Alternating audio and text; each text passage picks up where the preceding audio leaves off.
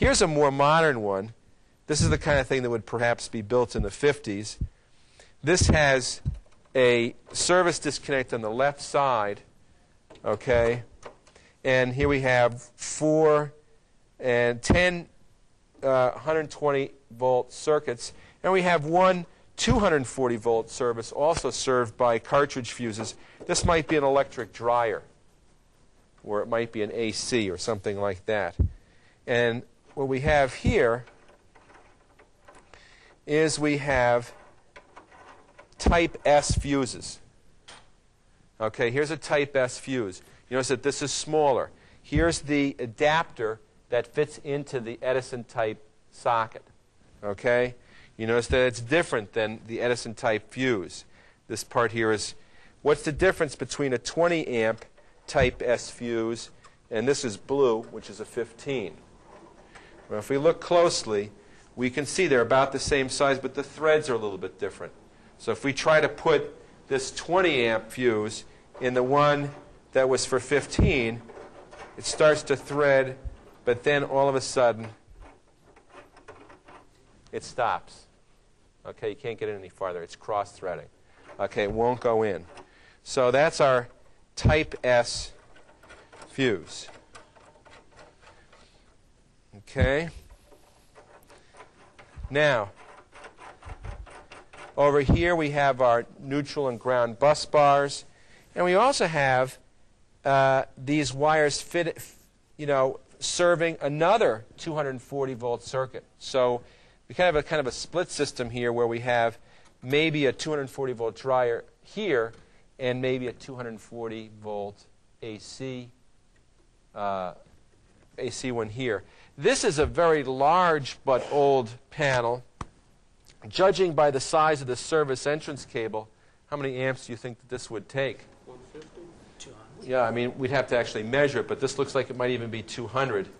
Okay, we can see that this is aluminum service entrance cable. It comes in, and look at how this comes down here and loops around and then it's hooked up to here. Why would there be a loop here and then before it's hooked up to the lugs? Any idea why they have a... Water penetration. That's right. If water did kind of come down this thing, the water would come down here, maybe drip over to the side. Okay? So it's looped around, and we have a red taped one that's attached to one side, to one bus, the black tape to the other one, and then here is our bare neutral that comes around here, and it's connected to our neutral bus bar. See all the white wires that come in here. Okay, also some bare wires. This would be, and we have both type S fuses and we have an Edison fuse all mixed up in there. What are these? These are 240-volt cartridge systems. So this could have taken quite a number. You could have had electric dryer and a AC and a range. Could have been quite a bit. Okay? Okay, I'm going to flip this around here and see what's on the other side. Oh, my goodness. This is really awful. Tom, where's the main disconnect on those last two we looked at? Okay. That is a very good question. How many, if each of these is in this case, this is the main disconnect. Okay?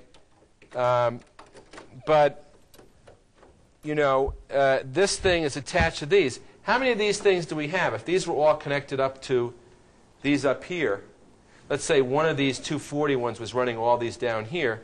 How many of these would we have to pull out before we turn off all the service? 5. So that's within the code, right? No more than 6 hand movements. Okay? So there might be 5 that we'd have to pull out to turn it all off. Okay? So just because you're used to circuit panels where you flip one switch doesn't mean they're always like that. Okay, over here, look at this. What have we got here? Here we have a panel, and all sorts of things have been added to it.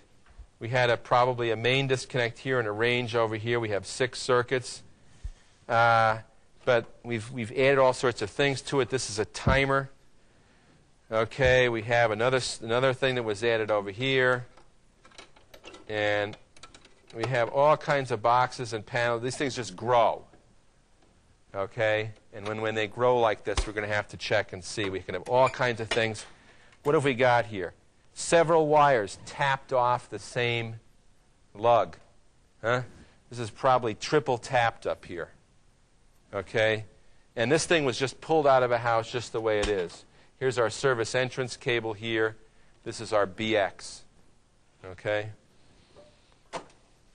Okay, now I'm going to get the other display, which has some more modern panels on it.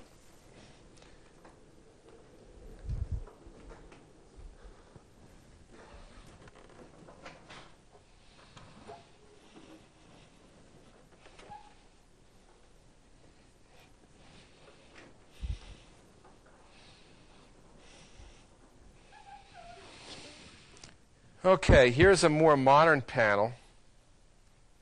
We look at the size of these conductors. This is a 200 amp panel. Okay, we have our two 120s, and we have our neutral. What do you think this is? What's this copper stranded cable in? That's our ground connection up to our neutral bus bar. Okay, we have whites and we have greens. We have our ground wires connected here. And then the breakers are added. Okay, the breakers are added. They basically just fit in. This is the way a breaker is. It's got a hook on one side, this kind, and it has this connector here. Okay, and it hooks onto this bar, but it makes one connection. It makes one connection. Then there's a wire here, and there's a lug with a screw over here. What's coming out of the breaker? Just the hot wire, right? Each hot wire comes off of one breaker. All the whites are hooked together. All the neutrals are hooked together. Just like on a car, right?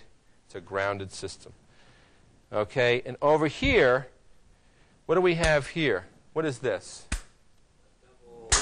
The double pole breaker. So it has to be a 240 volt breaker. Notice how if one flips, they're connected together. They have to be strapped together. We're going to look for that. Okay?